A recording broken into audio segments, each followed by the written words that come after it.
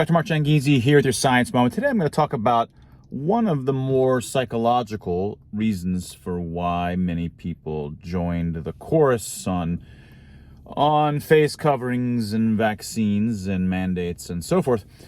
Certainly there were those who were true believers and proselytizers for these things. But there's a psychological facet of this, and it's more psychological rather than psychosocietal. I think it's more at the individual level. And I want you to, and it's not that they're consciously thinking this, but when you're under threat, authoritarian threat, that you have to do this in order to continue your job. If you don't get the medication, you can't continue your job. You can't go to grocery stores. You can't go to public accommodations potentially at all. You can't continue your job unless you wear the face coverings. But focusing more on the forced medication, you are in some sense in a weak position if you have to take it, right? Because you can't afford, and it's not your fault, but you can't afford to leave your job. Like, you might be in a position where you just can't do that, and so I don't blame people, but I'm just trying to walk through the psychological motivations and the consequences of this.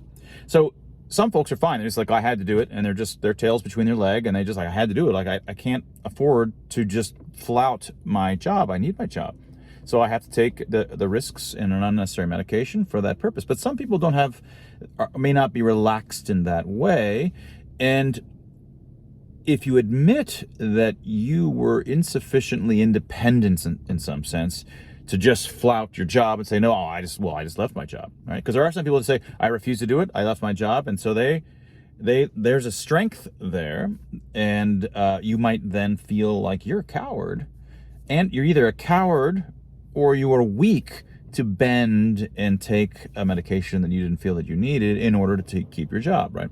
So a lot of folks, they have two choices, sort of implicit choices. Again, they're not necessarily walking through this.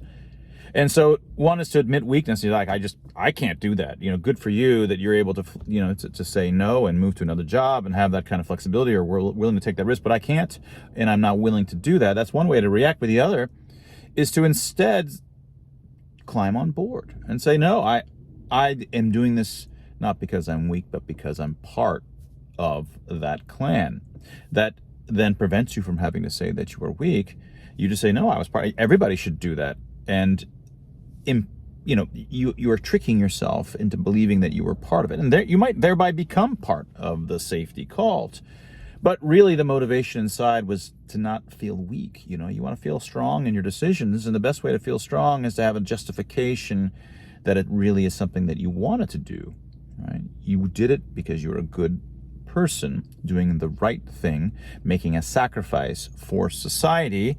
And so given these alternatives, to admit weakness versus to instead embrace what you did as a great sign of your righteousness, many people choose the latter, right?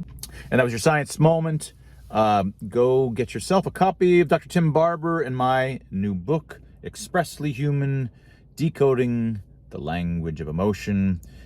We believe it is a seminal game changer in terms of understanding not just the origins of emotional expressions, not just understanding sort of reputation networks and how free expression works, not just understanding what face masks destroy, but also understanding the true manner in which humans communicate.